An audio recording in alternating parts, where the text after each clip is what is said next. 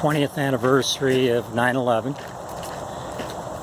I got thinking about it and decided how I would choose to commemorate this day is load up my pack and go for a bit of a ruck march.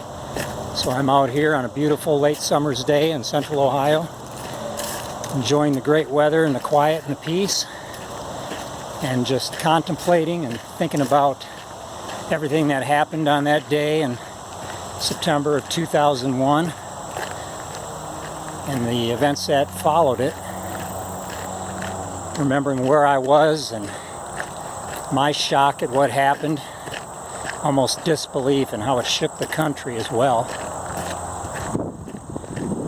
And then thinking about all the people in those buildings, the World Trade Centers in New York City.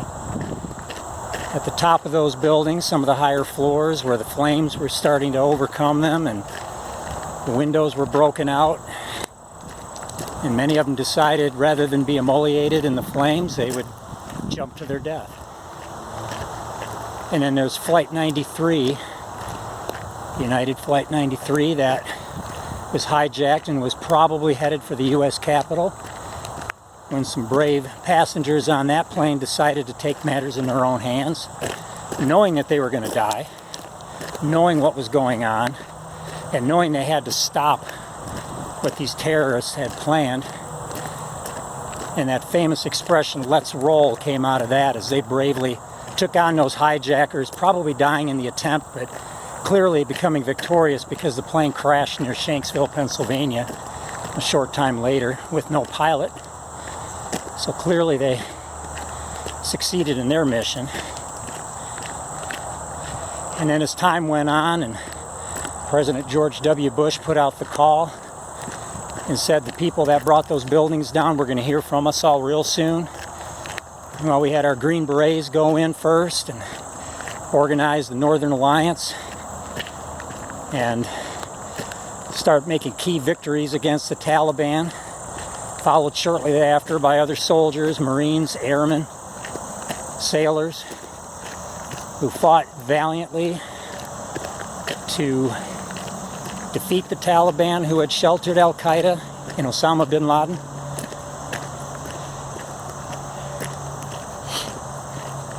And now 20 years later, we all know what happened. The events of the past few weeks. I don't even need to go in detail on that, but clearly it was a mismanaged mess.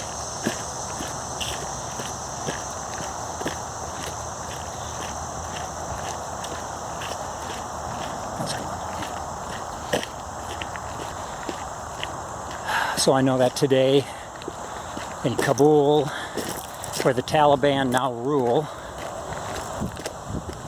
that they're probably celebrating their victory, what they think is a victory over the United States, what's a victory over the United States military, the best, most powerful, most motivated, best trained, best equipped military in the world, bar none.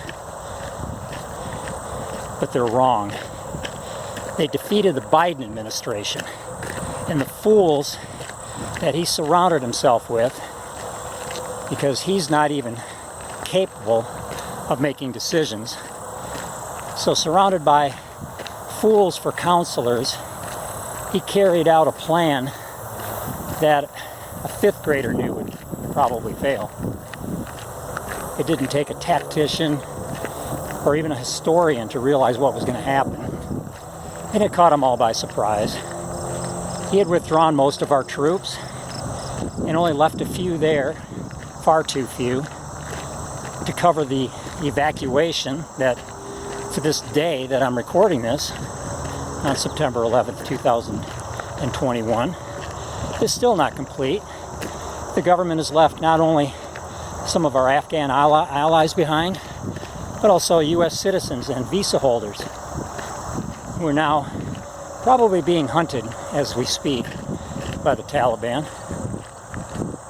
And of course, there's the people themselves of Afghanistan, even those that wouldn't have been considered collaborators, but they're not the right religion for these guys in the Taliban.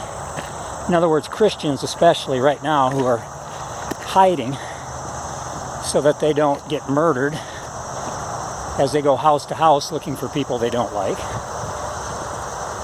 All that is on Joe Biden and his administration.